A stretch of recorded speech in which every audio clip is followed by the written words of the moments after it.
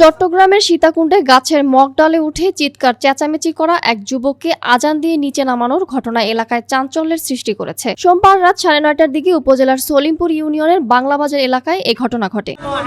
ওই যুবকের নাম মোহাম্মদ মিনহাজ উদ্দিন। তিনি ওই এলাকার মোহাম্মদ জানে আলমের ছেলে। স্থানীয়রা জানান, দুপুরের দিকে মিনহাজ তাদের ঘরের পেছনের একটি গাছের ডালপালা কাটছিলেন। তবে মাগরিবের পর হঠাৎ করেই তিনি অস্বাভাবিক আচরণ শুরু করেন। এক পর্যায়ে প্রায় 30 ফুট উঁচু ওই গাছের মগডালে উঠে চিৎকার চেঁচামেচি করতে থাকেন। কাল দুপুরে একটা গাছের ডাল কাটতে গিয়ে এই গাছটা প্রায় 30 ফিট লম্বা। এই গাছটার ডাল কাটতে গিয়ে এই উনি দুপুর 12টার দিকে ডাল কাটছে। রাতে নাকি ওনার ওয়াইফের সাথে একসাথে বসেছিল। বসে থাকার পরে উনি কথাবার্তা বলতেছে, কার সাথে বলতেছে সেটা বোঝা যাচ্ছে না। বলতেছে গাছটা আমি কেটে ফেলবো। এটা বলার সাথে সাথে মুহূর্তের মধ্যে ওর ওয়াইফকে ধাক্কা দিয়ে কে জানি ধাক্কা দিচ্ছে। এরপরে এই যে গাছের লতা দেখতেছেন এখানে, লতাগুলো ধরে 2-3 সেকেন্ডের মধ্যে ও গাছের অনেক 30 ফিট লম্বা প্রায় এখানে উঠে গেছে।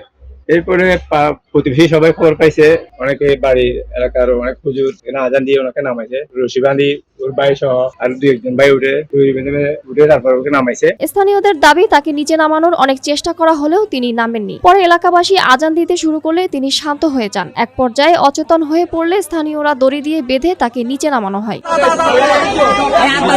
এর আগেও মিনহাজের পরিবারের সদস্যদের সঙ্গে এমন কিছু অস্বাভাবিক ঘটনা ঘটেছে বলে এলাকায় আলোচনা রয়েছে। তবে এসব ঘটনার প্রকৃত কারণ সম্পর্কে কেউ নিশ্চিত নন।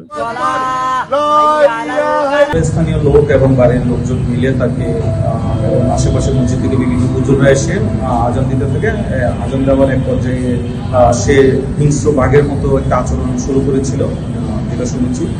পরে আজান শেষ হওয়ার পরে সে এক পর্যায়ে নুয়ে পড়ে, বেহুশ হয়ে যাওয়ার মতো অবস্থা।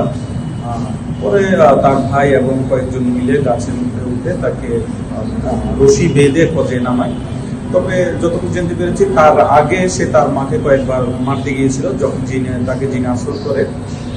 তার আসলে এটা তার পারিবারিক সমস্যা। আমরা যখন খুব ছোট ছিলাম, তার বাপের তার মানে আমাদের চাচা হয়, ওনারও সেম একটি সমস্যা ছিল।